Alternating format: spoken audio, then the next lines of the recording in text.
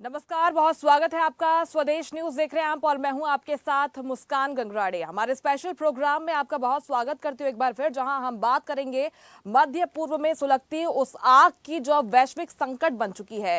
Iran और Israel के बीच में छिड़ी जंग में अब एक महाशक्ति की एंट्री हो चुकी है। जी हां, हम बात कर रहे हैं अमेरिका की, जिसने ईरान के परमाणु ठिकानों फोर्डो, नतांज और इस्फहान पर बमबारी करके पूरी दुनिया को हिलाकर रख दिया है। इस तरह ईरान और इजराइल के बीच में जारी जंग में अब अमेरिका भी खुलकर शामिल हो गया है। अमेरिकी राष्ट्रपति डोनाल्ड ट्रंप ने इस हमले की पुष्टि की और ये भी कहा है कि अमेरिका ने ईरान की 3 बड़ी परमाणु साइट्स यानी कि फोर्डो, नतांज और इस्फहान पर सफल हवाई हमला किया। ट्रंप के मुताबिक लड़ाकू विमानों ने फोर्डो को प्रमुख रूप से निशाना बनाते हुए बमबारी की और अब सभी विमान सुरक्षित लौट चुके हैं। अमेरिकी राष्ट्रपति ने ईरान को धमकी देते हुए कहा कि अब उसे शांति कायम करना चाहिए। अगर वो ऐसा नहीं करता है तो उस पर और भी बड़े हमले किए जाएंगे। रिपोर्ट्स के मुताबिक ईरान की फोर्डो न्यूक्लियर रिसर्च साइट पर हमले में 6 बंकर बस्टर बमों का इस्तेमाल किया गया। इधर अमेरिका के हमले के जवाब में ईरान ने इजराइल पर मिसाइल हमला शुरू कर दिया है। आपको बता दें कि इजराइल ईरान के बीच जारी संघर्ष का आज 10वां दिन है। अब सवाल ये उठता है कि क्या ये युद्ध अब विश्व युद्ध की दहलीज पर खड़ा है? भारत पर इसका क्या कुछ असर होगा? तेल की कीमतों से लेकर क्षेत्रीय स्थिरता तक क्या हम तैयार हैं इस आग की तपिश झेलने के लिए? आज के स्पेशल प्रोग्राम में हम चर्चा करेंगे इस जंग के हर पहलू पर। हमारे साथ कुछ खास मेहमान भी जुड़ने वाले हैं, लेकिन अमेरिका ने ईरान पर जो हमला किया है उसके जवाब में अब जवाब भी आने शुरू हो गए हैं। इस पर कुछ प्रतिक्रियाएं सामने आई हैं। पहले वो आपको सुनवाते हैं, इसके बाद चर्चा की शुरुआत करेंगे। A short time ago, the U.S. military carried out massive precision strikes on the 3 key nuclear facilities in the Iranian regime: Fordo, Natanz, and Esfahan. Everybody heard those names for years as they built this horribly destructive enterprise. Our objective was the destruction of Iran's nuclear enrichment capacity and a stop to the nuclear threat posed by the world's #1 state sponsor of terror. Tonight, I can report to the world that the strikes were a spectacular military success. Iran's key nuclear enrichment facilities have been completely and totally obliterated. Iran, the bully of the Middle East, must now make peace. If they do not, future attacks will be far greater and a lot easier. For 40 years, Iran has been saying death to America, death to Israel. They have been killing our people, blowing off their arms, blowing off their legs with roadside bombs. That was their specialty. We lost over 1,000 people, and hundreds of thousands throughout the Middle East and around the world have died as a direct result of their hate. In particular, so many were killed by their general, Qasem Soleimani. I decided a long time ago that I would not let this happen. It will not continue. I want to thank and congratulate Prime Minister Bibi Netanyahu.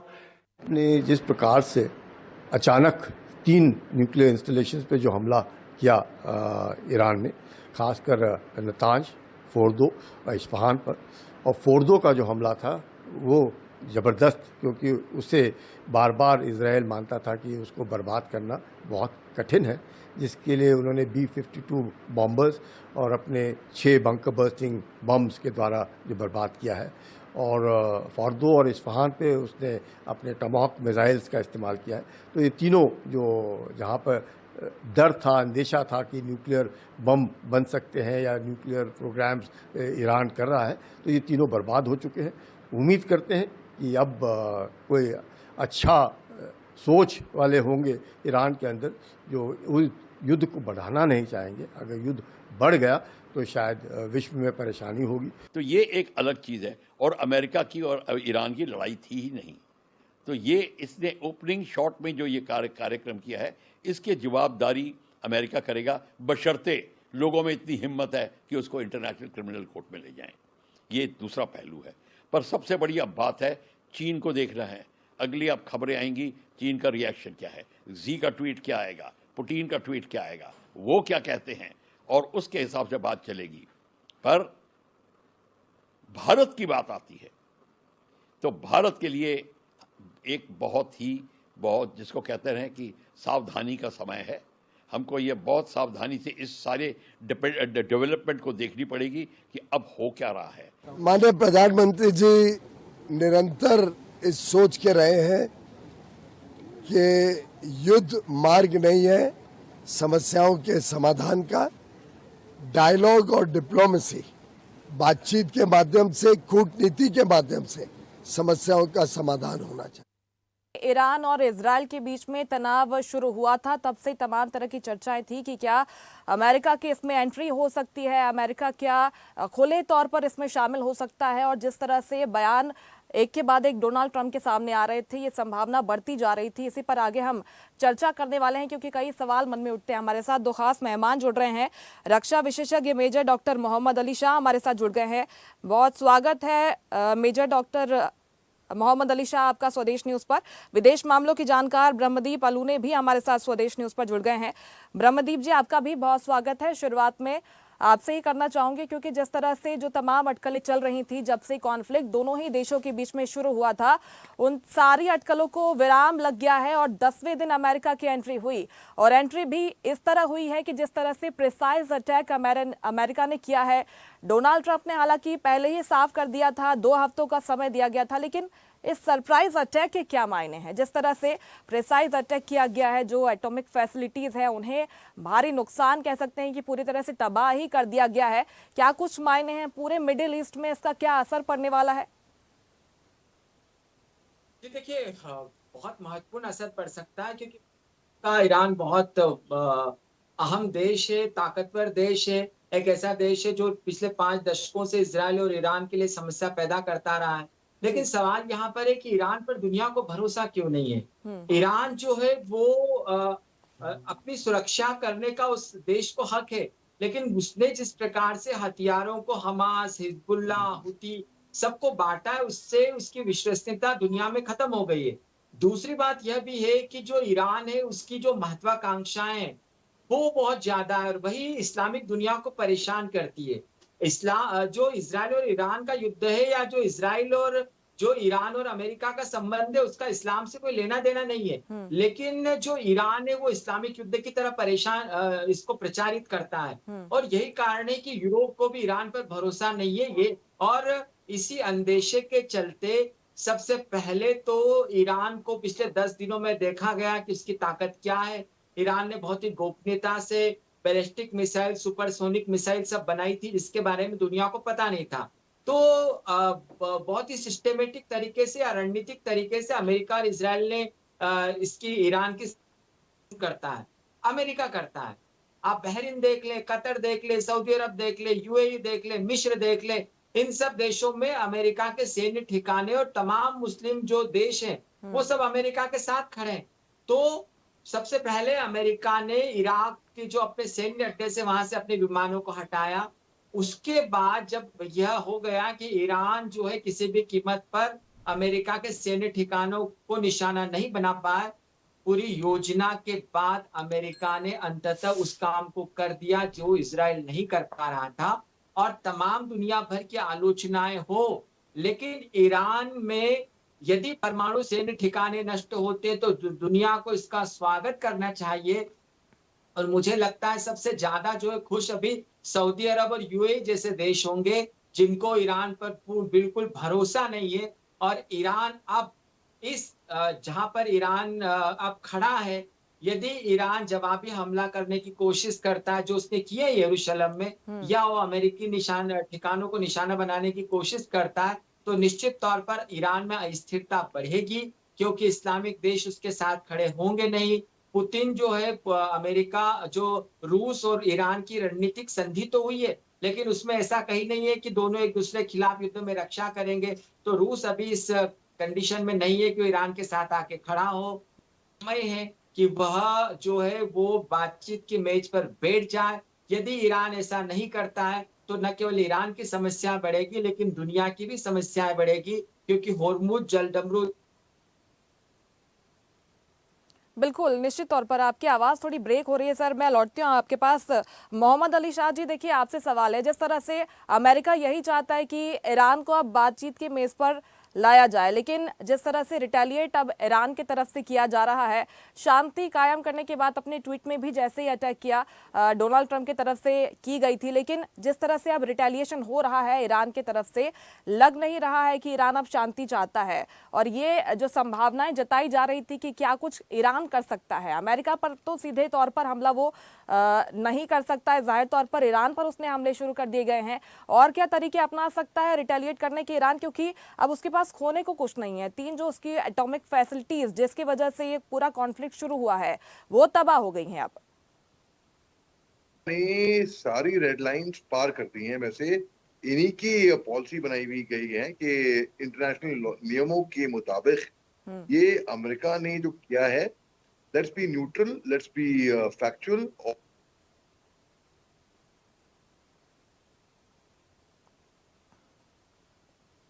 तो कि Iran पे के nuclear facility पे हमला करके America को और Israel को ये डर सता रहा था कि जब ये ईरान अपने न्यूक्लियर प्लांट को प्रॉपर टाइप एस्टैब्लिश कर देगा, तब उस टाइम पे ये हमला कर बैठेगा इजराइल पे। हो सकता है कि अमेरिका के ऊपर भी, पर इजराइल के ऊपर ये बात निश्चित थी और ये बात तय थी, और ये बात ईरान भी डिक्लेयर कर चुका था।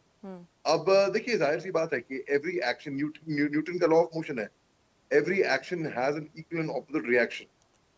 अब शांति मुझे लगता नहीं यहाँ पर आने वाली है, फ्रैंकली स्पीकिंग। ऐसा नहीं कि कोई शांति चाहता नहीं, शांति हर कोई चाहता है, हर कोई, मगर कई बार लोग मजबूर होते हैं। तो इसमें ऐसा देखिए, हिजबुल्ला हुई थी या हमस, जो नॉन स्टेट एक्टर्स हैं, वो एक तरीके से ईरान के भी प्रॉक्सी हैं। They will come into play, वो भी इन्वॉल्व होंगे इसके अंदर जी। और अमेरिका ने जो डायरेक्ट इन्वॉल्वमेंट करके एक तरीके से ये विश्व युद्ध की घंटी ही है, क्योंकि अमेरिका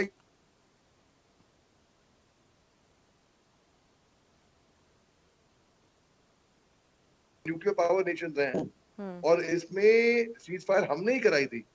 फिर फील्ड मार्शल आसिम मुनीर को आतंकिस्तान से वो दावा देते हैं व्हाइट हाउस में और बोलते हैं मैंने इनको शुक्रिया अदा किया कि ये न्यूक्लियर, इन्होंने जंग रोक ली, हमारा कहना माना, तो इनका शुक्रिया अदा करना चाह रहा था।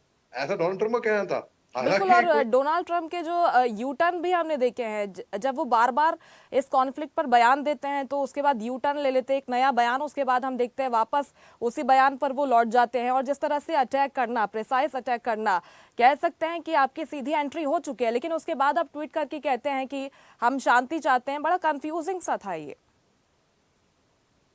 बिल्कुल बिल्कुल, डोनाल्ड ट्रंप साहब एक तरफ से कहते हैं हम शांति चाहते हैं और आई थिंक वो एम कर रहे होंगे नोबेल पीस प्राइज का पुरस्कार उनको मिलना चाहिए।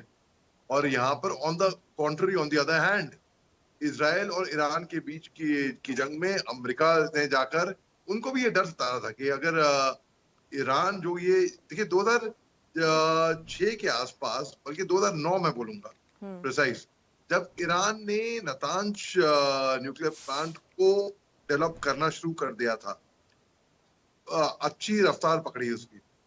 और देखिए, ये इसमें अगर अमेरिका की एंट्री नहीं होती, ईरान और इजराइल ऑलरेडी वॉर में थे।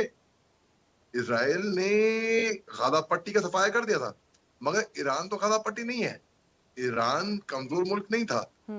ये अगर इजराइल सोच रहा था कि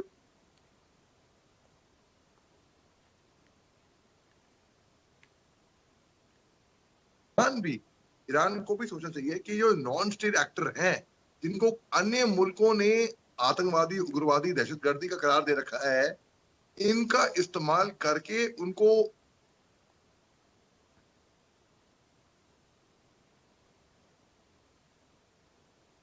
ने किया था, इजराइल ने बहुत गलत किया था। हालांकि कोई देश इसको आतंकवादी संगठन बताए, कोई देश ना बताए। जो घटना की थी 7 अक्टूबर को, वो तो आतंकी घटना थी, इसमें तो कोई शक की बात है ही नहीं किसी को जी। अब अमेरिका को आप देख ली, अमेरिका ने 100 से ऊपर राष्ट्रों पे मिलिट्री एक्शन कर रखा है, लेकिन कोई नहीं कहता अमेरिका को कि भाई तुमने जो किया, किसी के पास no one has a guts, किसी के पास वो खड़े होके वो ताकत नहीं है कि अमेरिका सुपर पावर, इतना बड़ा दादा को बोले कि भाई तुम जो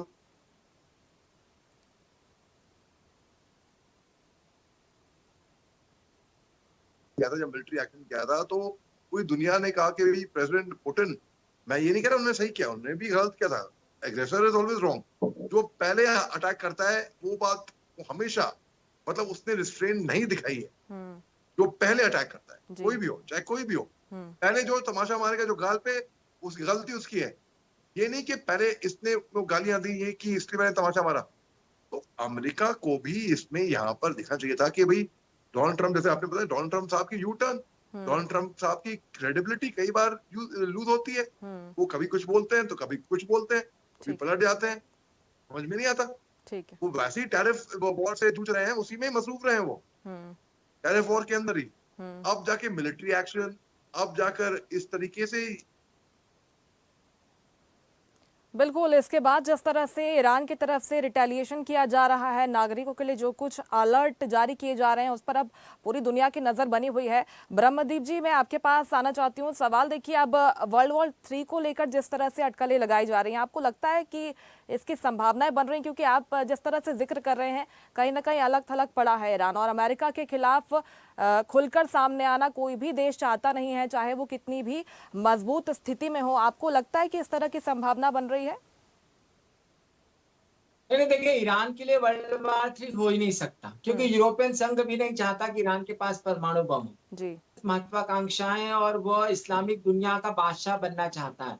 इसको सऊदी अरब भी पसंद नहीं करता, यूएई भी पसंद नहीं करता। और जिसके बारे में हमारे मेजर साहब बात कर रहे थे अभी, कि जो है आप प्रॉक्सी समूह को बढ़ावा दे के आपने अविश्वास को दुनिया में पैदा कर लिया है।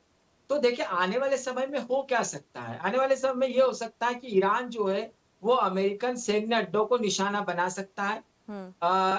ईरान इसके बाद ईरान इजराइल पर हमला तो उसने शुरू कर ही दिया है, लेकिन ईरान को यह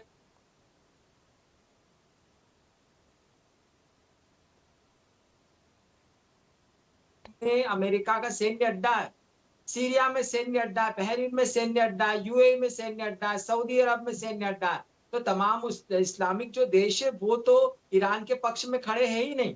अब ईरान को यदि अपने अस्तित्व को यहाँ से बचाए रखना है, अब ईरान का समय अब शुरू होता है। क्यों